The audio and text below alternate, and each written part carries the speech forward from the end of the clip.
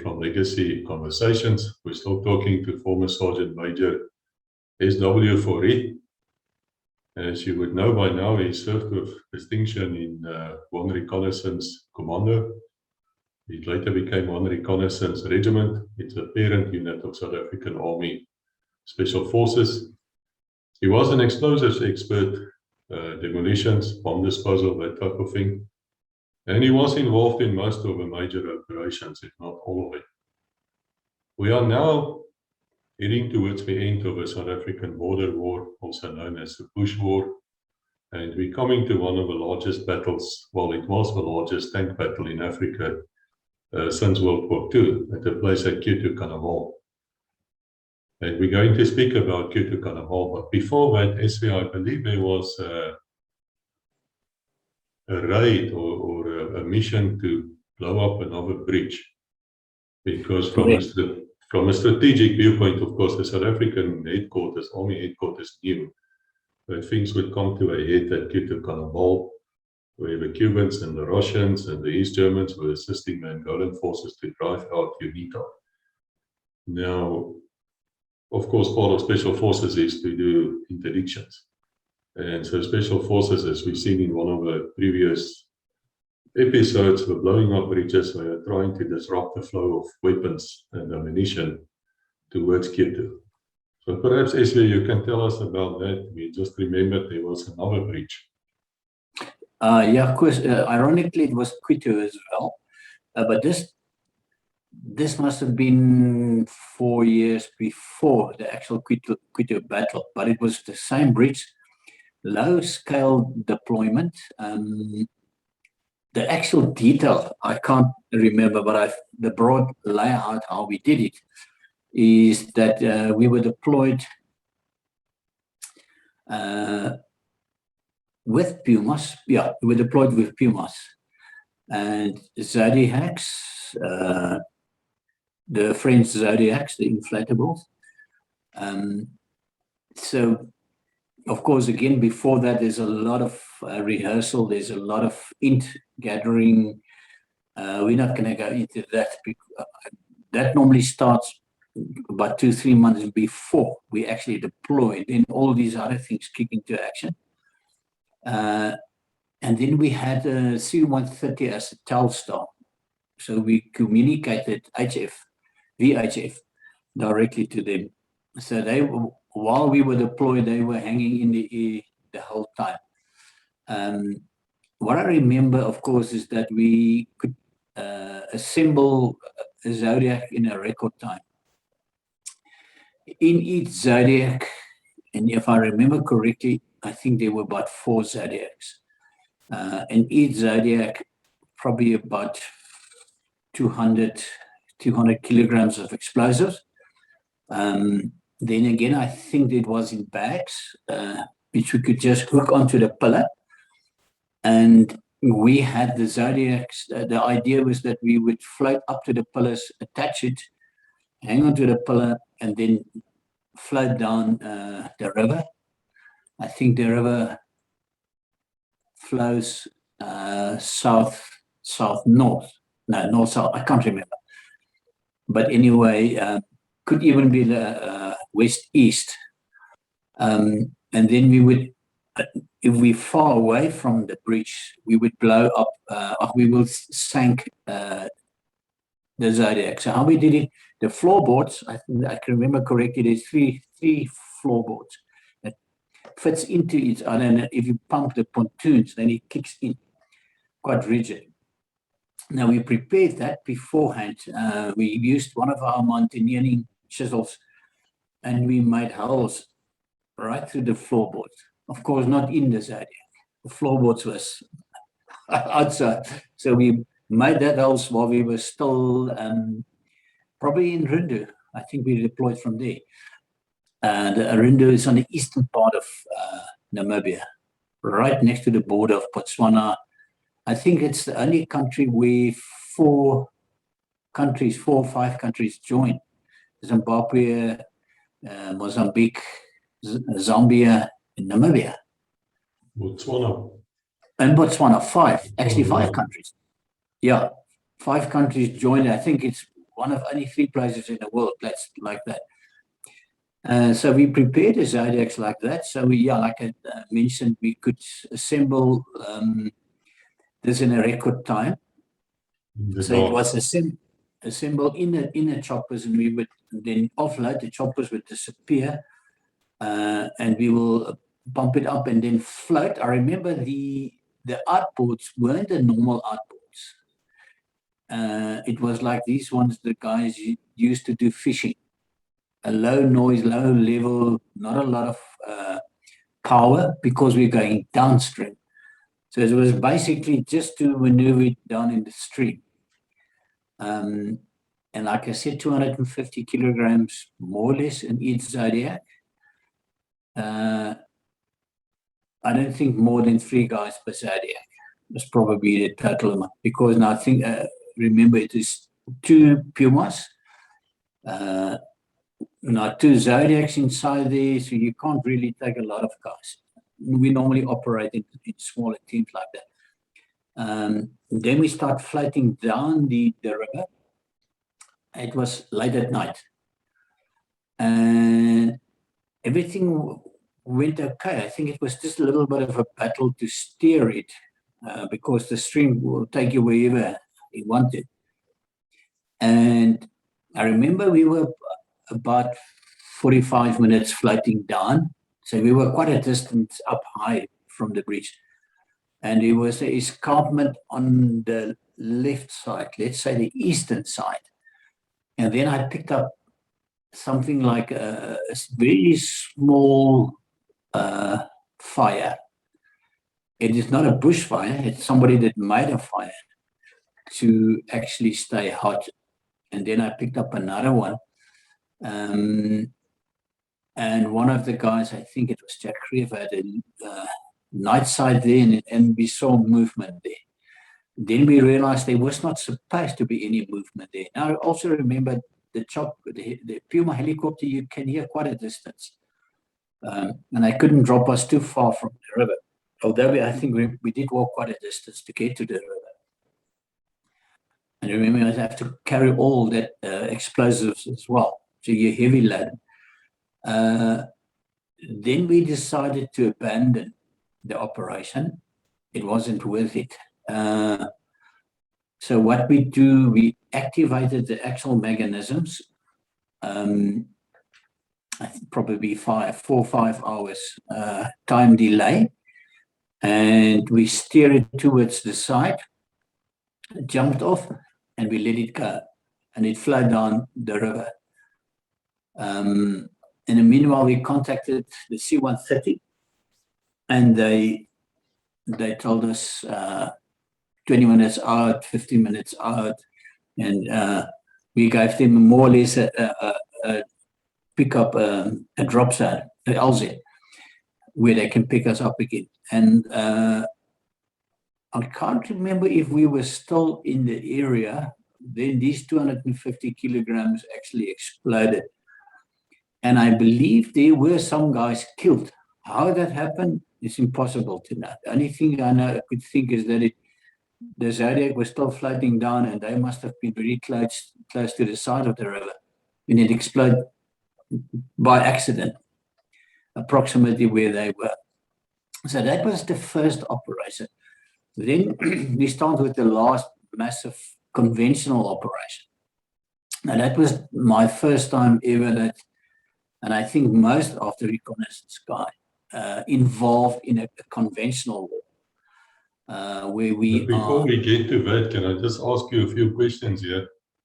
And we will deal with this a bit more thoroughly in the book. I believe the first attempt to land the Zodiacs didn't work out because the pilots lost your map. Correct. Yes, we flew, and he had a window or something open, a panel, I don't know what you call it, and he had a map in his hands, and the wind took it out of the window. And I believe it was picked up, but the enemy believed that it's impossible. They won't leave a map here indicating everything.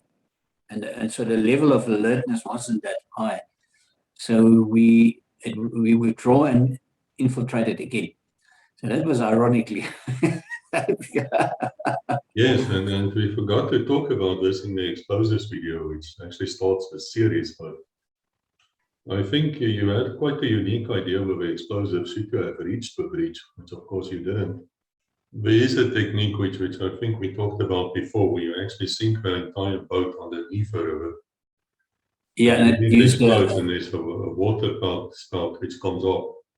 Yes. Of those tanks of the breach. Correct, yeah. The water spout, then it means you can, if you use the water as part of the explosive, is very effective. We blow a civilian breach like that. It works excellent. Okay, so you have some experience in that. That's very interesting to me because Yeah. I just want to reiterate that word. Just want to say this again, that it is possible to place enough explosives underneath a bridge without tying it to the pillars and still blow that bridge, which I find very, very fascinating. Yeah. So thank you for that. I appreciate it.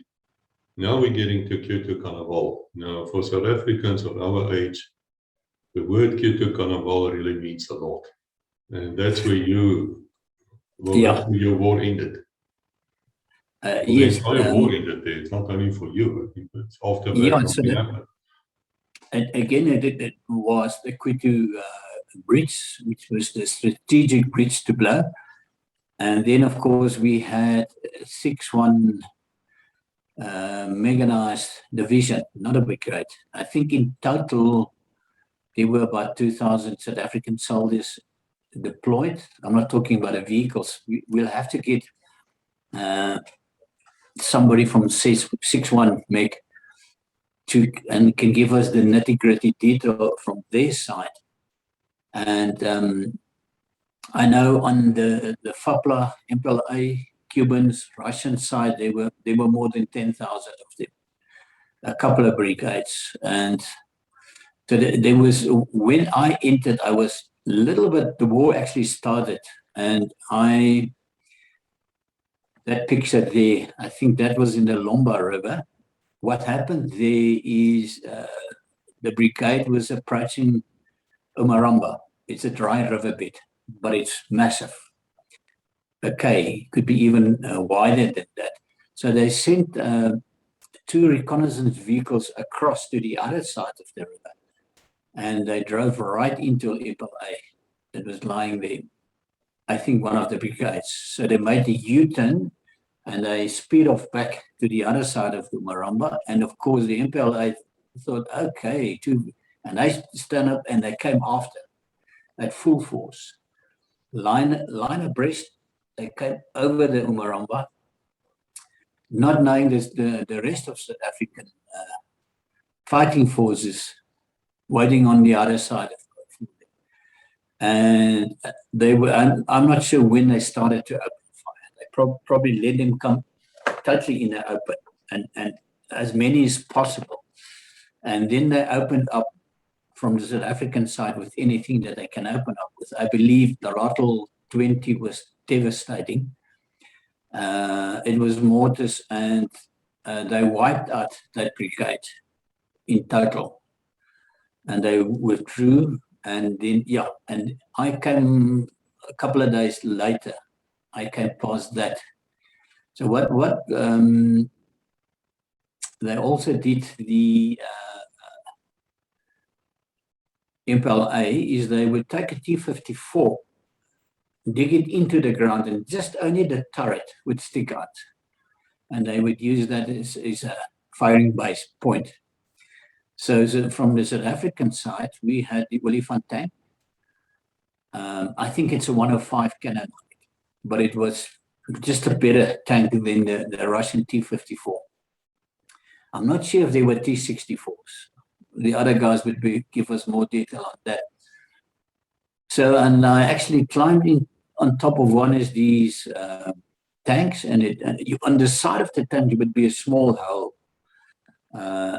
And the rounds that I fire is, I think, HESH, high explosive It's like a solid slug, and it will go into the tank, and once it's inside, it will just spin around and cause havoc. Yeah, so it's interesting what it looks like on the inside. And there was quite a lot of them that was actually neutralized by either the Ratel 90s or the Olifant tanks. Yeah. So, okay, now I'm actually deployed very close to Cuito itself. And Cuito was a town with a very long airstrip, probably built by the Russians or the Cubans, or even maybe the Portuguese that was there before. And the purpose we were there is to forward air control, also for artillery, and for observation if we can pick up enemy forces. So we were the eyes and ears of 6-1 MEC that was on their way to attack certain parts. The idea was never to take Cuito, because there was no purpose taking it down. What are you going to do with it? Either not the airstrip. It was too far for them to fly in to do resupplies there.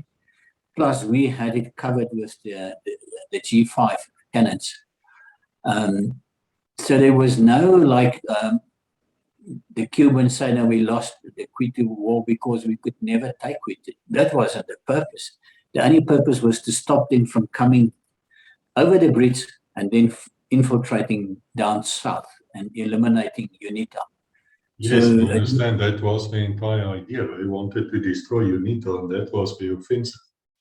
They wanted to come down south and wipe out UNITA in total, and the South Africans, with UNITA's assistance, of course, stopped them in their tracks.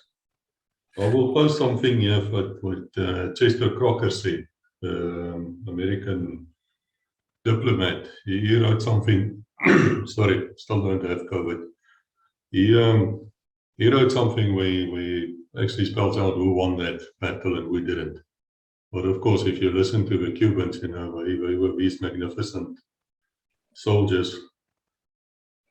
But anyway, so we never even tried to take the town, as far as I know.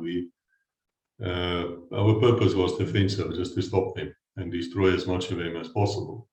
Yeah, how did you arrive in Cuito? You fly in by helicopter again?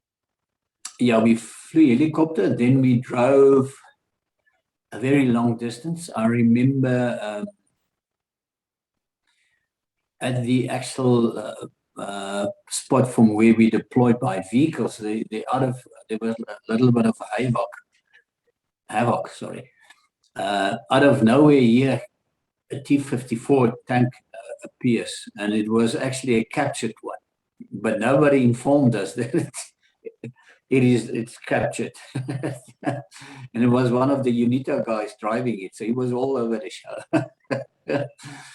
So you never had like anti-tank missiles or rockets with you? No, never. It was actually too heavy to carry as well. From there, we deployed by vehicle a very long distance, and then we walked the last part where we're supposed to be.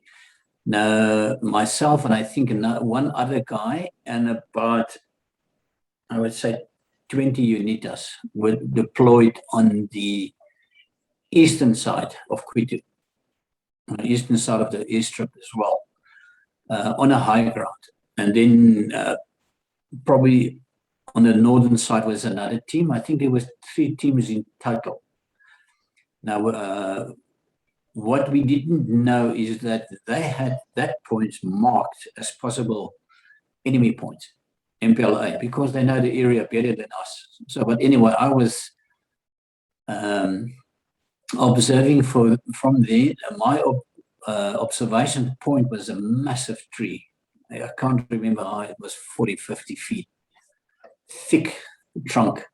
So what I will do, I will climb as high as I could, and from there I had a beautiful view. I could see the airstrip just probably about 15 km from me was the actual airstrip. And I remember I was up early in the morning with my binos, and I picked up first the noise. it was a plane, one or two, probably Antonov planes with resubs that landed on the airstrip. And my call sign was Sierra Whiskey. So I had direct comms with the artillery, G5 cannons. I think we must most probably put a photo of one in here. Yes, we will, as well as the G6, and we'll also put that video you got us. Yeah, the artillery systems that we would be involved with was the 125 cannon, shooting a 155 millimeter round. And then it was the Valkyrie multiple rocket launcher. That was a rocket which fired, I think, 20 Ks was the maximum range, and they could put a drag ring around in front, and then they can drop the distance to, I think, 3 Ks. And it would make a whining noise. It's actually scary. I think one of the videos we have, you could hear that noise. Yes, and that thing is...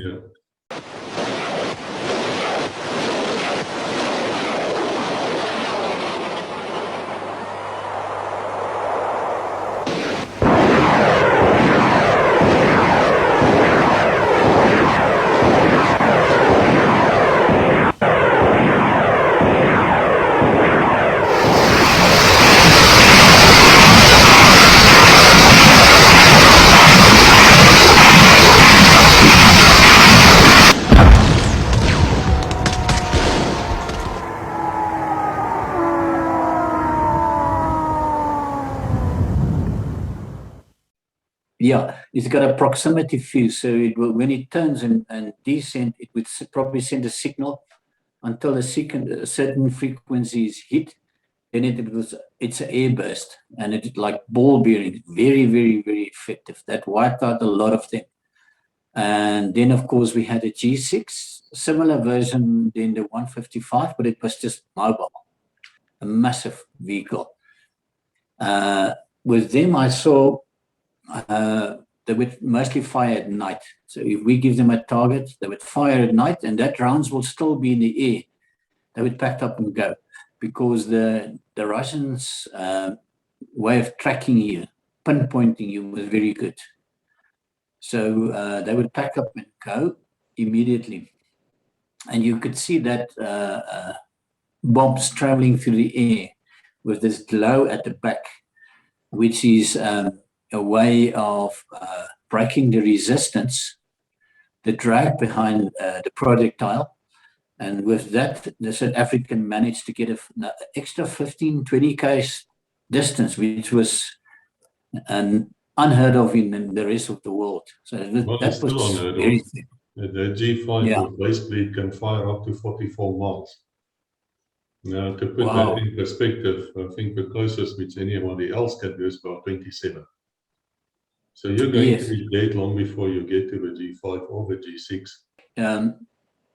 So the part of where I picked up the plane one early morning, could be more than one. So I had line of sight to the airstrip, and then probably about 25 k's to my south was the artillery pieces. I'm not sure how many 155s were there.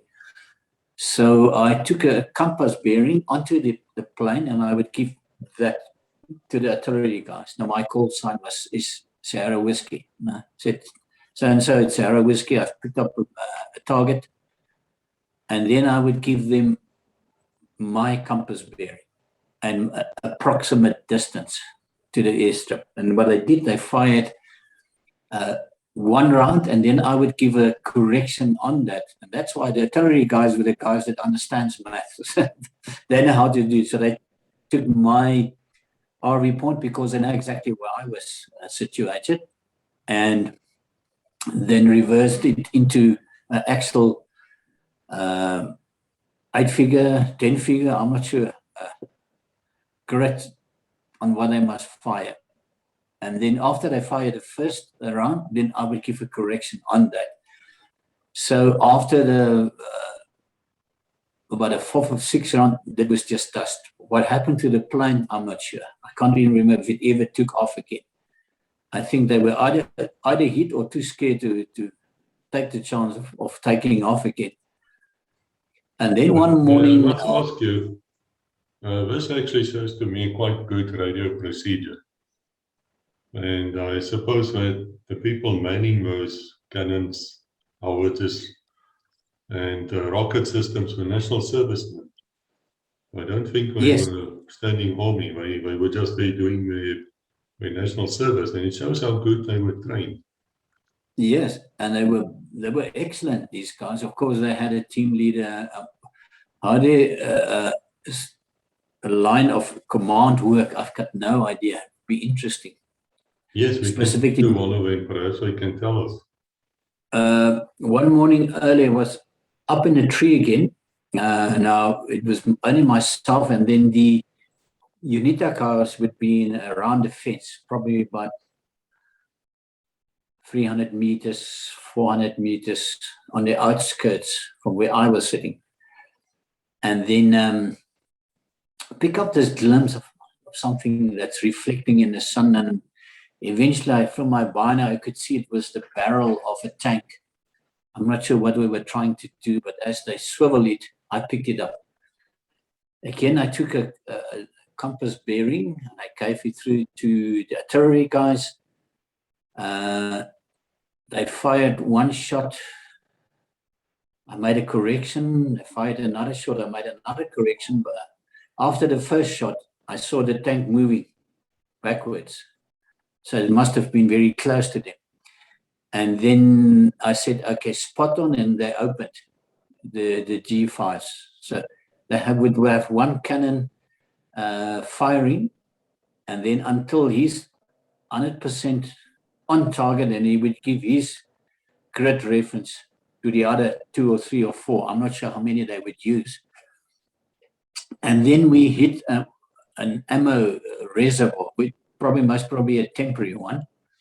And it was a Guy Fawkes like you've never seen before. It was tracers and rockets and landmines. Everything exploded, disintegrated. So yeah, that was a very good kill. And then in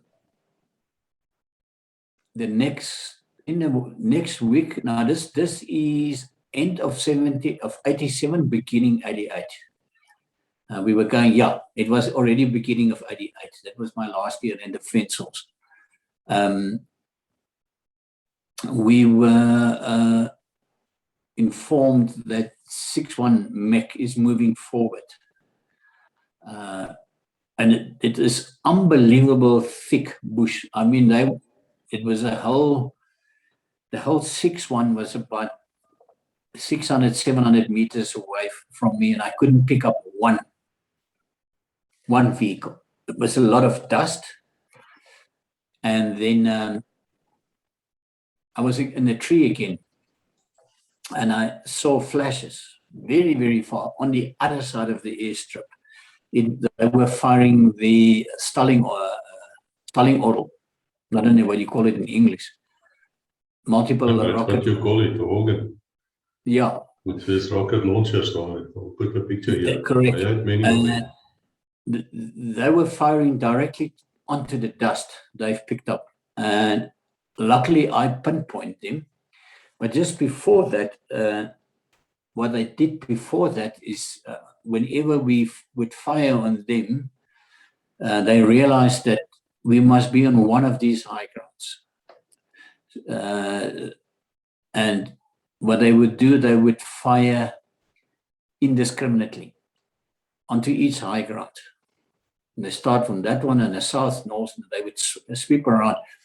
And I could see by the size of the flame that come out of the barrel, I can more or less see how close it is to my position. And as it gets shorter, until one projectile I saw just a small flame. And I told the guys, this one is for us. Now I'm high up in the tree, 20, 30 foot. The rest of them disappeared, and I was just sitting in the tree hoping well, it did went over me, and it hit the UNITA guys behind me, and it killed one or two of them, when a couple of guys. This is 122 millimeter, the size of their rockets. And when it hits the ground, it wasn't proximity. Hit the ground, and then it will shoot off strips of steel. So it's not fragments. But yeah, of course, if one of that hit you, you got. Okay, so now I was prepared for them, and then again they started to fire on the 6-1. So I picked up their position, and the commander of 6-1 told me in Afrikaans, he said, ons moet hulle neutraliseer, hulle lei ons klokkie. Translate in English, we have to neutralize them. They're ringing our bell, which means they're very, very close to hitting directly into 6-1 mech. And then it took me about 4, 5, 6 rounds, because I couldn't see the dead ground between me and them. Now it's on the other side of the airstrip. And until, if you have a map, it bushes. So there's nothing that you can use as a reference point, a high ground or anything. It's just flat bush, and they can be anywhere in there. So I think by the 6th or 7th round, I'm on spot on. And then they opened up with the 155s, and they neutralized them, and 6-1 carried on. Then a week or so later on, we heard on our VHF radios, we heard Spanish, Cubans, and talking to each other. And we knew that it's aircraft. And they came in with Sukhois and MiG-21s, and they flew very, very low. So from where I sit on the high ground, I could actually, nearly line of sight to the pilot. I could see the pilot's helmet, and he went past me. And then all of a sudden, hell broke loose, and there was massive fire on my southern side, firing on these planes, and they disappeared and they came back. Of course, now they were much higher, and they strike. A couple of them strike own forces. This battle, we were sitting on the side, we just needed popcorn, and they were carrying on, firing on each other. And that was an interesting battle. How many kills either side, we don't mind. So they were fighting the war fast. Well, it's so that Angolan people speak Portuguese, they don't speak Spanish. So Yeah. the moment that you could hear the Spanish voices coming out, you would know that it's got to be Cubans.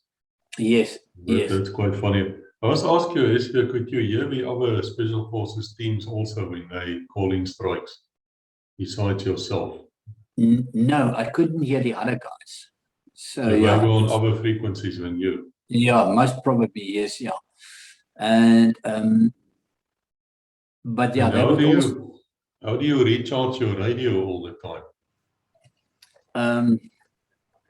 and at VHF, I remember correctly, had a disposable battery. So you can dump that, bury it in the ground. And your HF radio, Synco 30, you have to recharge. But we normally had an extra battery or two, which UNITA had to carry. Luckily, I don't have to carry. Yes, you were treated well by UNITA.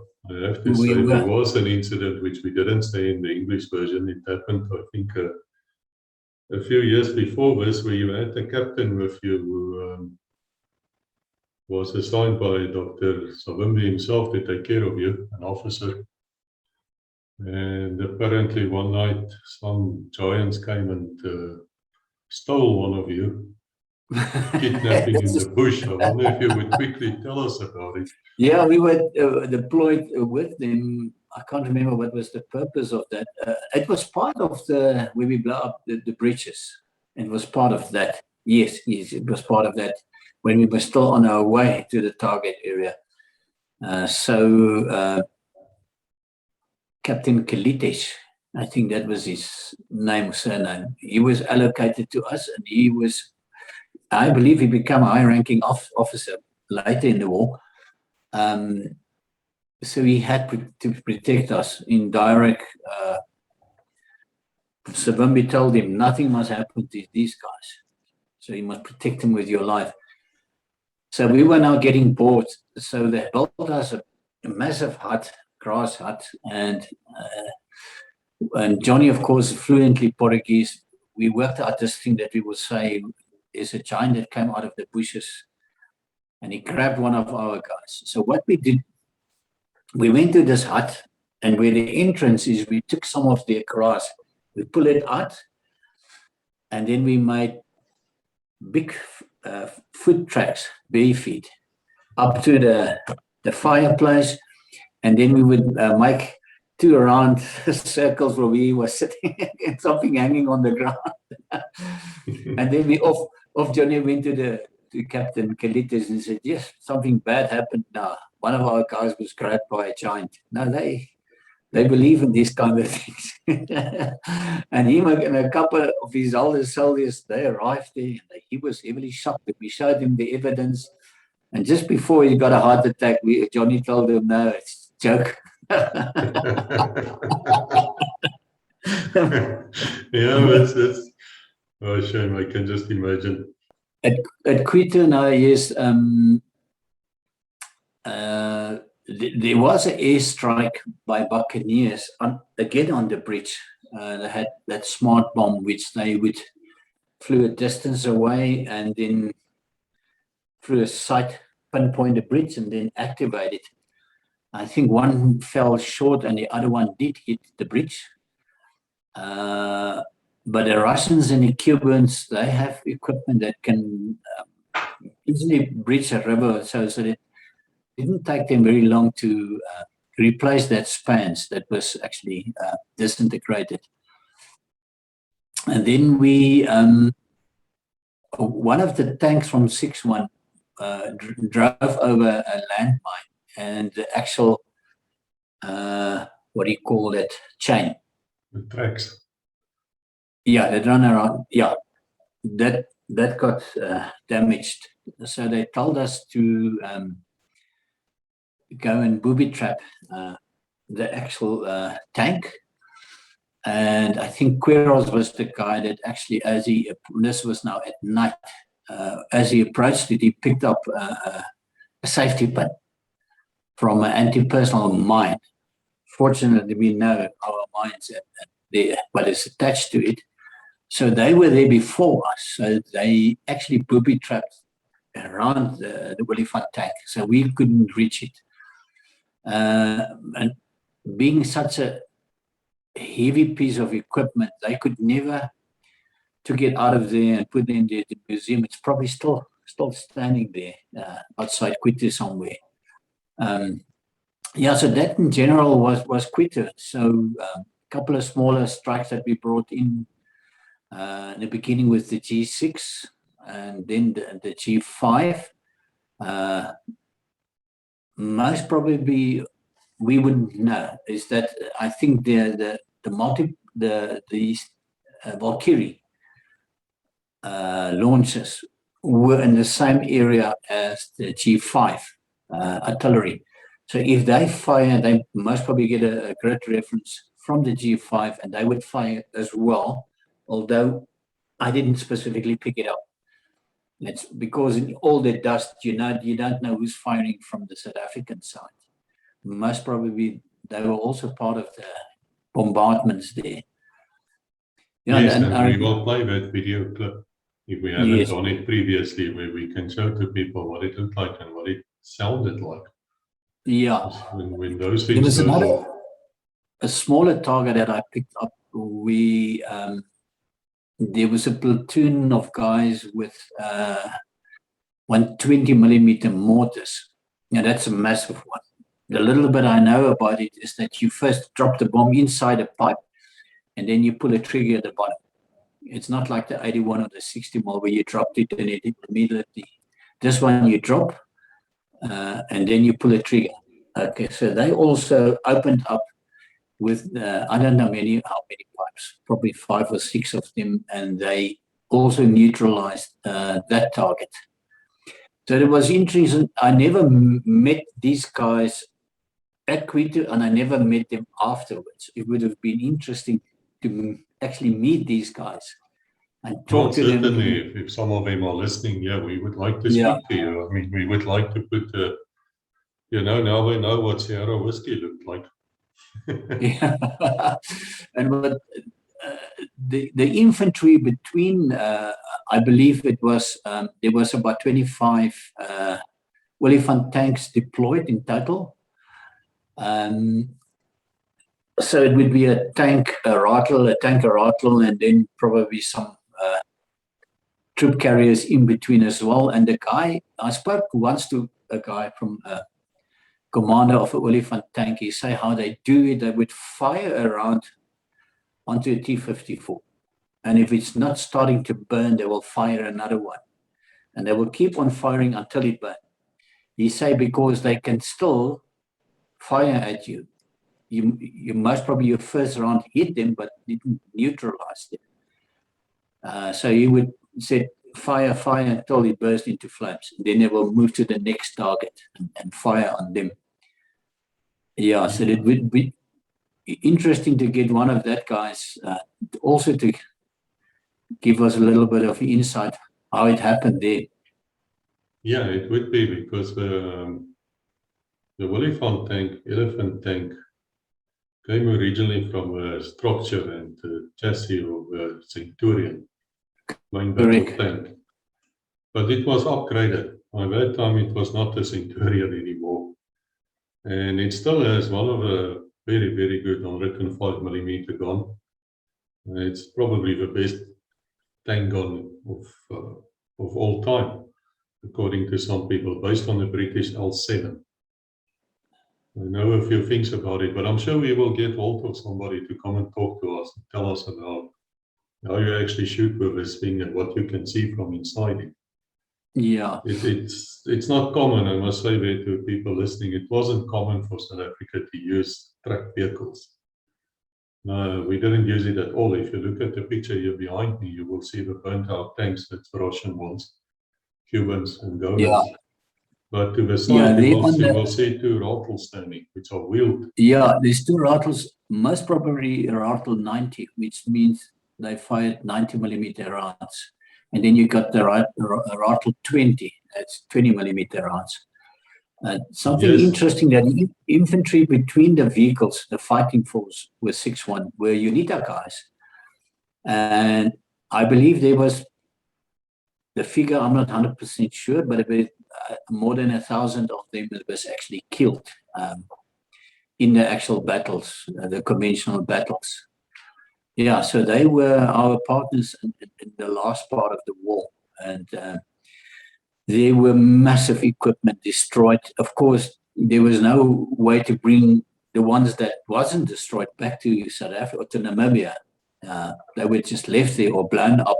I think a lot of them stayed intact there.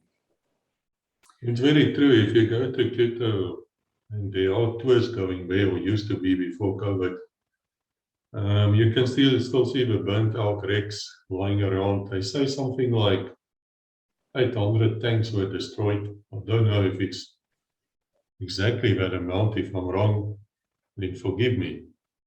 But it was a massive conventional battle which went on for months. Fighting here, fighting there, and the Cubans got stopped. And I think that is where the dreams of the Soviet Union to conquer Africa, that's where it stopped. And it will never come back. And especially the 127mm multiple rocket launcher was very effective because number one, it was airburst. Number two, it was that ball bearings. And number three, most of the enemy's vehicles was soft skin, except for your BRDM and the tanks. The other things were all soft skin. So that ball bearing would run right through the engine, right through the body of and probably killed and neutralized a lot of the equipment. It is one of the most fantastic sights in the world. I've seen it once with those rocket launchers they destroy a size of a rugby field, or about 10 rugby fields probably. It just looks like a dust cloud, and there is absolutely nothing, unless it's under the ground, deep under the ground, or in thick armor, which will not be destroyed. It's extremely effective. Yeah, it is, and yeah, our equipment, we were probably 1 to 5, roughly. 1 South African soldier to 5 enemy soldiers, and then they had air superiority. The problem for our planes is the distance up to Cuito, probably 400, 500 kilometers, and then they have to get into combat and then flew back. So what they told us is that if they get in combat there, they won't make it back to Namibia. Yes, because they burn fuel. I mean, the moment they start dogfighting, they go into afterburner and what else. And exactly. So you were without air support whatsoever. Yes, and then, of course, the MiG-21 was faster than our Mirages. I'm not sure if the Cheetahs were deployed at that stage. One vehicle that missed the war by a month or 3 was the Rooikat. It's a name for a small, looks like the Leopard, just much smaller, but extremely effective. It looks like the Rattle, although he had 4 chassis, not 3. And the Rattle's got 2. The Rooikat's got 3 years. And then it had a 76 millimeter cannon stabilized, so it can drive at top speed, 60, 70, and then still fire on the target. And that was also unique in the world. Unfortunately, missed the war. The war was finished when it came into production. Yes, I'll put a picture here of a Rooikat. The original 76 millimeter, I think we said it somewhere, actually had a naval gun. It's the same one that you find on naval ships, the 76 millimeter. Yes. Otto Breda or something. They took that gun, they changed the way it was shooting on the naval form into the land form. It's the only place in the world they ever used it. And then later on, they updated it to the Willifons 105 millimeter. That thing is quick. I'm sure I said in the Afrikaans, but I was in Afrikaans videos, and I was driving at Bloemfontein in an old Land Rover, which I thought at that stage was a very sexy vehicle, but it wasn't. It was just trouble. And I'm going down the highway, and the next moment you see these Rooikatte coming past me. They want to exercise, probably at the Brug or somewhere, the shooting range. And I just gave way. I just immediately went into the emergency lane and let these guys come past. And they were standing there, typical Panzer armor, that grinses, big grins, we're in command. They got the biggest vehicles around. Those things must have done about 90 kilometers an hour, even higher. Yeah. They were just moving. But that's a trademark of South African armor. It's quick. It's very quick, and it's packs a huge punch. Still, even today. So did you, at some stage, started realizing there that the battle is over, that it's time to go home? Yeah, it's probably afterwards, now so many years later, you can probably say a lot about the politics. I had a lot of respect for the Russian soldiers. Never see them, never was directly in battle with them. But yeah, some of us made friends with them, like that bridge, Gerald Bridge. The bridge nearly bridge too far. Or what was where those time made contact with them, and he told us they had a hell of a respect for the South African soldiers. Whenever there was a fighting force on the way, the first to run away was the Cubans. The Russians would make a stand, and then the MPLA would run away, and then the Russians would leave as well. There's nobody else to fight with. And they were never that keen to fight against the South Africans. And they told us they would never, the soldiers on the ground didn't want to fight against the South Africans. They didn't make sense to them. The Cubans were different, yeah. So, but yeah, they weren't good soldiers at all. But yeah, I would like to have a beer with a Russian one day. It was in Gala. Well, if there's some Russian here listening or somebody knows about the Russian, let him contact us, let we speak. You know, the war is over. And I think by 1989, everybody knew it was over. The changes were coming. The Berlin Wall was coming down. The Soviet Union, we knew, was going to collapse quite soon. And so it was a time where I think you made the right decision when you said you don't want to be in special forces or in the army anymore. Yeah. You were reaching the age of about 30 and you decided this is enough. 28. Yeah, 28. And then I actually already applied for university at University of Pretoria for a degree in sports science. And the universities normally start in the middle of January. And I only arrived end of February. I only arrived because of the logistic problem getting out of Cuito. There was support going in, but no, nothing going out. So yeah, I left. From the day that I left from Cuito, now that's coming across another country, Namibia, to Pretoria, from Pretoria, 600 kilometers to Durban, from Durban back to Pretoria. All that happened in a week. So the one day, let's say on the Monday, I would be still in Cuito. The next Monday, I'm at university. So yes, that's how quick everything happened. Unbelievable.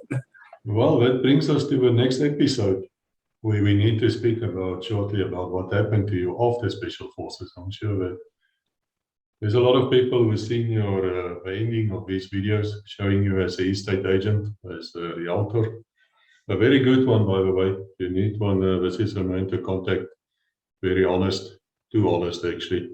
So